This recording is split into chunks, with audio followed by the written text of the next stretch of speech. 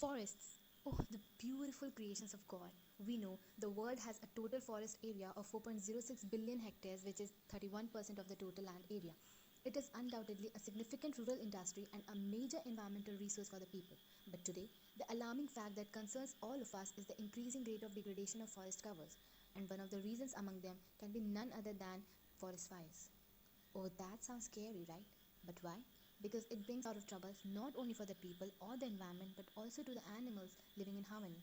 They lose their habitat for no good reason. Forest fires occur especially in summers when the temperature all around is already at its peak, making all those lush leaves, bushes, trees as dry as a bone. And over that, a loud roaring thunder accompanied with a flashing lightning gives the trigger just at the right moment, and within hours, forests go up in flames. Other than lightning, volcanic eruptions may also add up to one of the reasons for forest fires. These were some natural reasons, but other than this, humans have never failed to disappoint nature. We can see careless attitudes of people like leaving campfire burning even after they leave, or throwing away lit objects like cigarettes, or launching firecrackers to the forest, and others might lead to a severe fire in those greeneries. Due to all these factors, we also find many animals who have lost their homes run towards the cities in search of food and shelter, which further doesn't even solve the problem. In the cities and nearby areas, people suffer from various lung diseases, breathing problems, etc. due to the bad air quality. Forest fires also lead to poor quality of soil. As more trees are burnt, the roots lose their soil holding capacity and lead to soil erosion. So there exist a lot of disadvantages in the current system since they have no instantaneous real-time monitoring, and which leads to delayed forest fire detections where already loss of life and property have happened, as satellite imagery is often taken in intervals of hours or days. So the region of interest that we'll be choosing today is South America for real-time mesoscale analysis that we'll be obtaining from Google Earth Engine.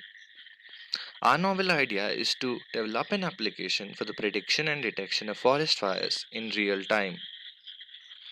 The key points that we'll be considering here are simple UI, easy to use, real time dashboard, and a threat level detection.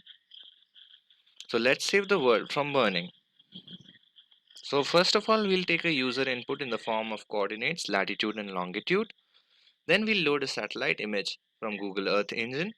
Then we'll use IBM Cloud Connect to store a database of the users, and then we'll use machine learning networks to get the segmentation mask and then raise a false alarm or a real alarm based on the threshold exceed criteria. So here is the overview of the fire detect applications. So first is the mobile application, which is very easy to use and has a simple UI. Then we have a map data that is shown the back end of the real application. This is the area of interest that we are selecting from the user data.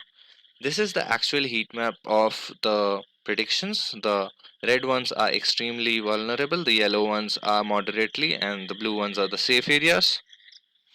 So this is our application screenshot, and this is about the project.